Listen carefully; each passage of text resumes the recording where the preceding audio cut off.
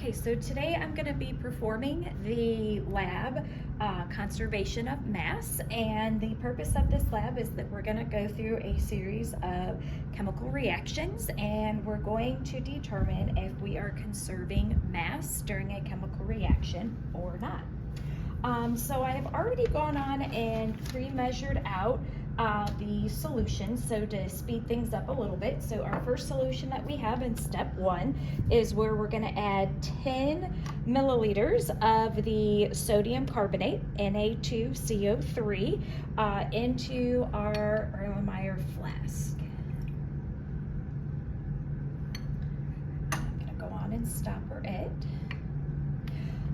Step 2 is where we're going to measure out 3 milliliters of the calcium chloride solution, and I labeled this test tube A so that way I do not get my solutions mixed up since they are all clear. And I'm gonna put the cork on that one.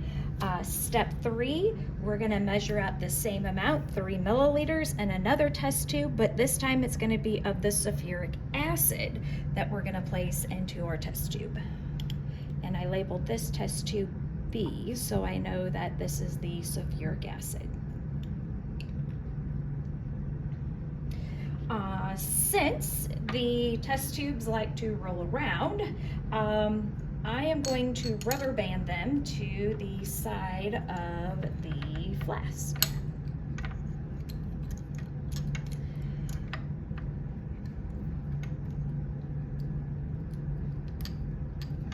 And we're now at step 4, where we're going to find the mass of all of the containers and the solutions that we measured out.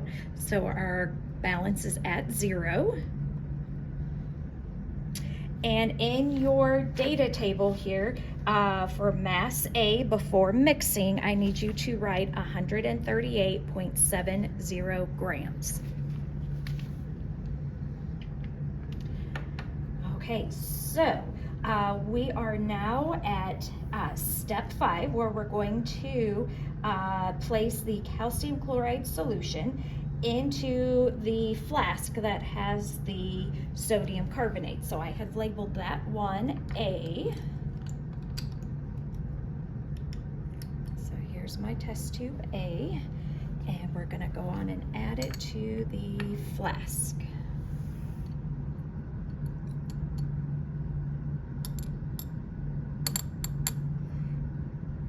And then we're going to swirl.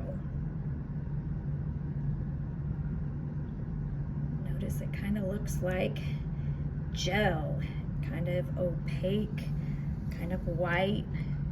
There's definitely a solid mixed within there. Okay. Now I am going to ask you to record your observation of what just happened here on your qualitative observation on this page.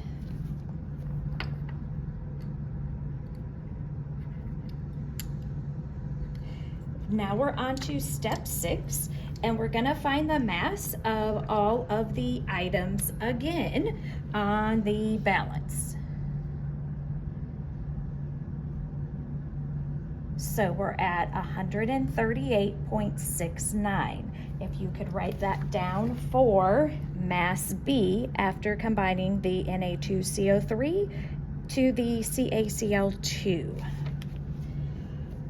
Then our next step is we are going to add our sulfuric acid. This was in test tube B, and it says to leave the stopper off until all of the reaction has occurred. So let's see what's going to happen.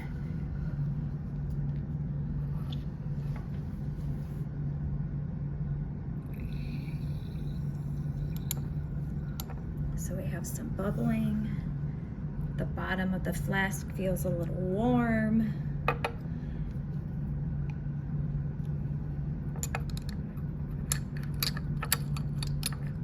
If you could go on and write down what just happened with this step, under step 7 in your qualitative observations, as what you just observed and I just described, and I'll swirl. And then we are going to find our final mass. So on your quantitative data for mass C, when you're adding the H2SO4 to the contents in the flask, if you could please write 138.64 grams. I need for you to continue on with the next video that I have posted that will go over part of the post-lab questions for today.